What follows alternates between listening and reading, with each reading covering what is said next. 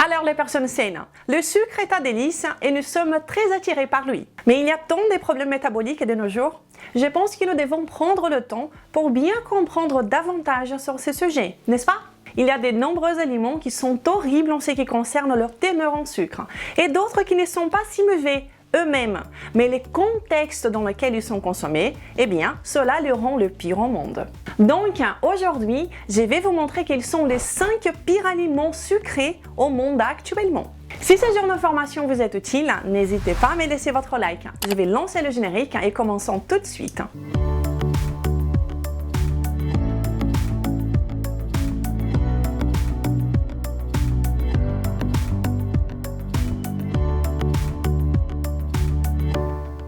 Bonjour à vous les personnes saines, comment ça va? Je suis Renata Barcelos, une enthousiaste et étudieuse de la science nutritionnelle.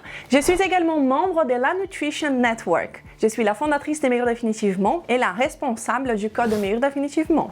Et je suis ici toutes les semaines, depuis 4 ans, pour partager avec vous ce que la science nous montre à propos de la perte de poids, la santé et un style de vie sain, de façon claire et directe. Et le sujet d'aujourd'hui est épineux, le sucre. Donc, le sucre ordinaire est connu sur le nom des saccharoses. Et le saccharose est un composant formé par 2 molécules.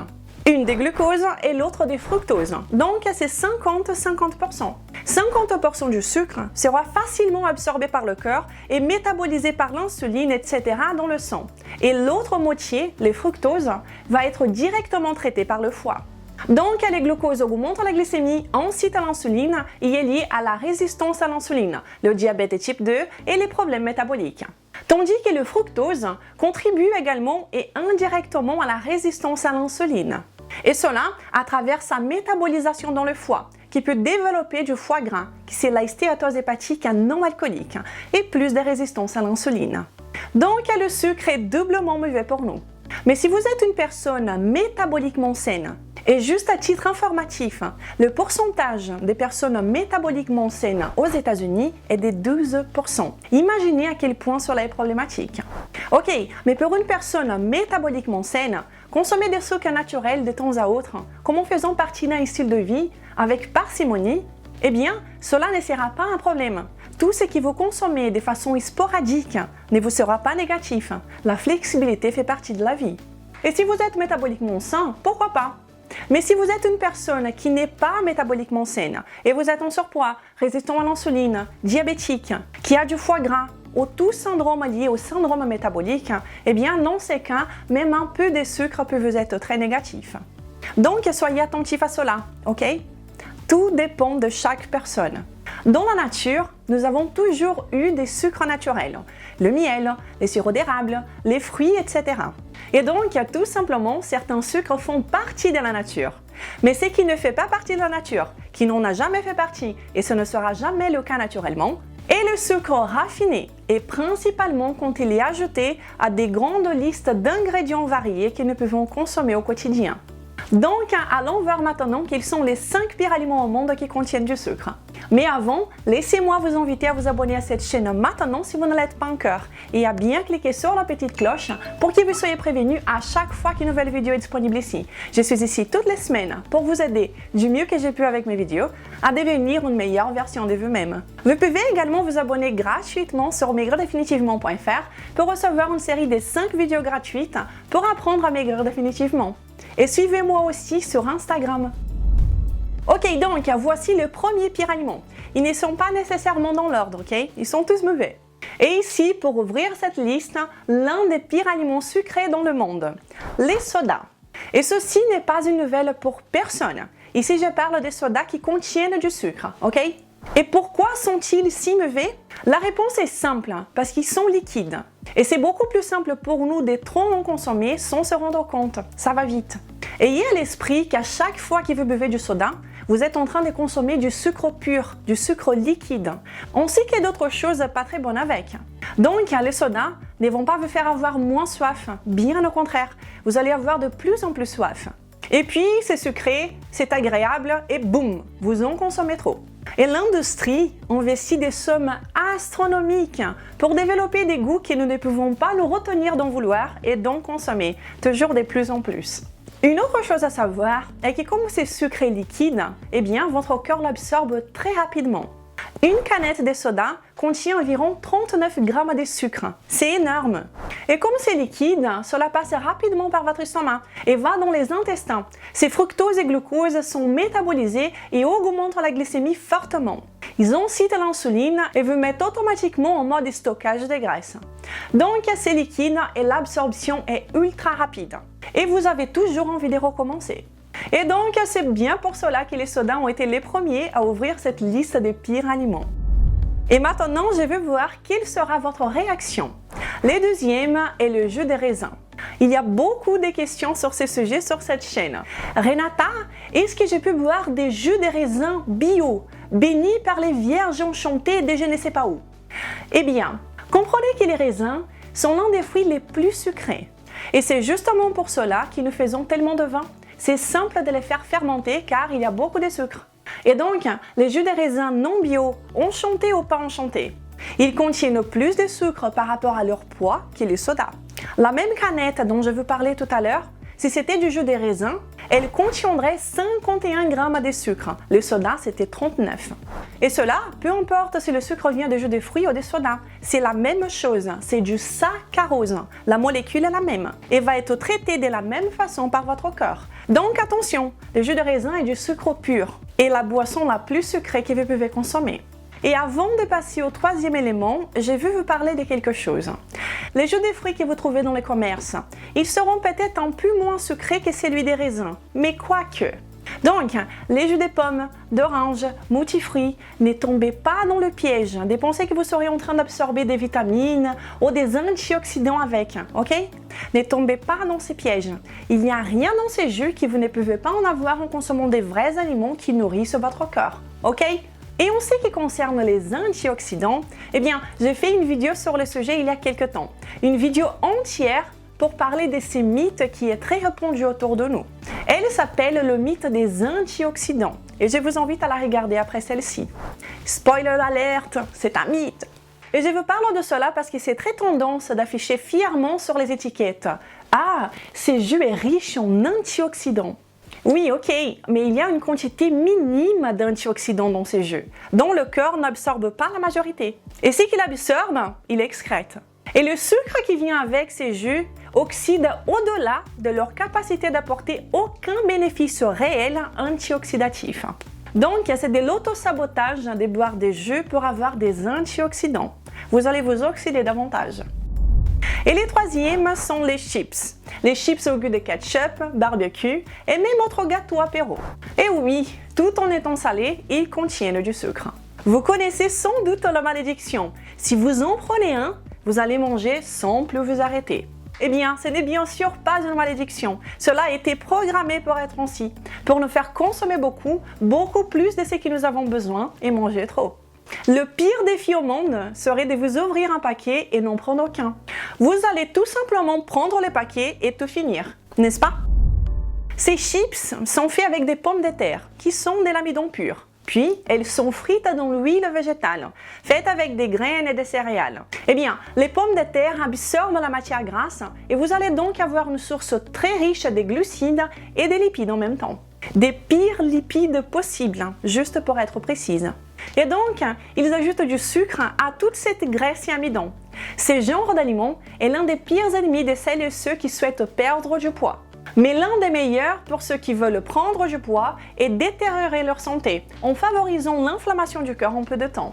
Ces mélanges parfaits et stratégiquement orchestrés dans un laboratoire. X de sel, Y de sucre, Z de graisse et plus des amidons. Cela coûte beaucoup d'argent pour créer une formule parfaite pour que vous ne puissiez pas vous arrêter d'en manger quand vous avez à portée de main. Vous finissez le paquet et peu importe si c'est une petite portion ou un paquet familial. Ces chips, même ceux qui sont sans sucre, sont déjà horribles à la base. Mais celles avec du sucre méritent largement une place ici. Et le quatrième est le ketchup. Mais Renata, le ketchup est fait avec des tomates et les tomates sont des fruits. Et oui, les tomates sont des fruits. Mais encore une fois, ne tombez pas dans ces pièges. Si c'était fait qu'avec des tomates, cela s'appellerait sauce tomate, ok? Dans tous les ketchup, le sucre est le deuxième au troisième ingrédient. Selon les marques, un tiers ou presque de ketchup est du sucre. Ah mais Renata, il y a beaucoup d'autres aliments qui contiennent plus de sucre que le ketchup et qui mériteraient d'être dans cette liste. Eh bien, c'est vrai.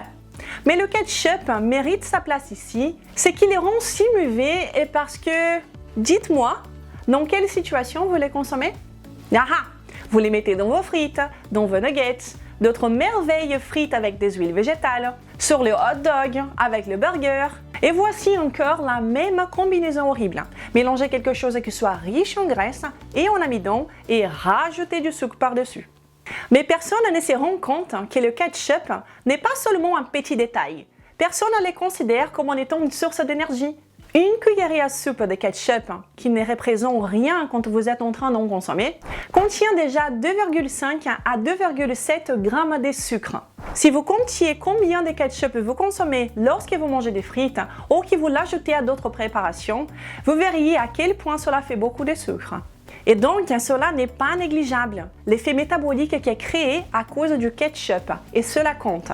Donc, le ketchup est une mauvaise idée par sa concentration de sucre, mais également par le contexte alimentaire dans lequel il est consommé. Et le dernier n'y échappe pas non plus, la sauce barbecue. Je dois vous avouer, il n'y a rien de plus déprimant pour moi que de trouver de la viande à la sauce barbecue. Eh bien, ce n'est pas une surprise, cette sauce est sucrée, et ça se sent beaucoup. Et le sucre, comme dans le ketchup, est l'un des premiers ingrédients.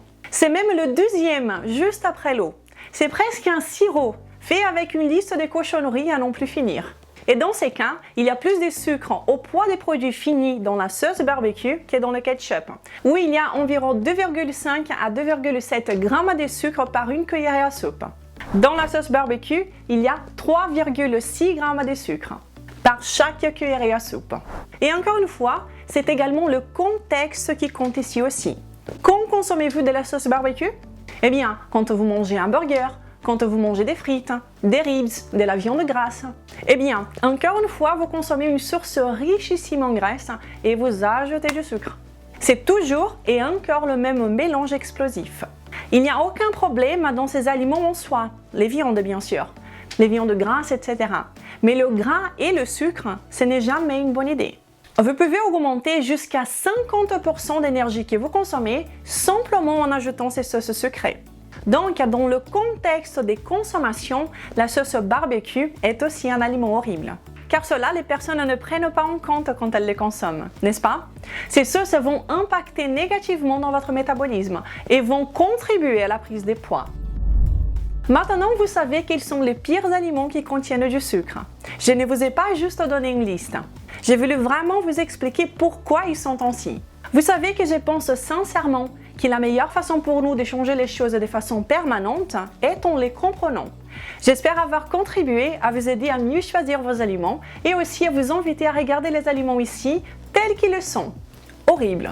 Je vous explique tout cela parce que lorsque vous comprenez votre corps et les effets des aliments en faisant des bons choix, de belles choses se passent. Et aujourd'hui, c'est Catherine qui nous raconte son cas de succès. Bonsoir, phase 2, 3e semaine, et mon corps s'affine. Moins 5,2 kg depuis le départ et moins 20 cm.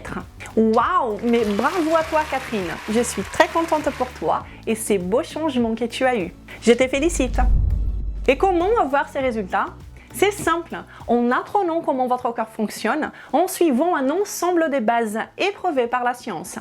Basé sur la science dont je parle autant ici, l'alimentation forte.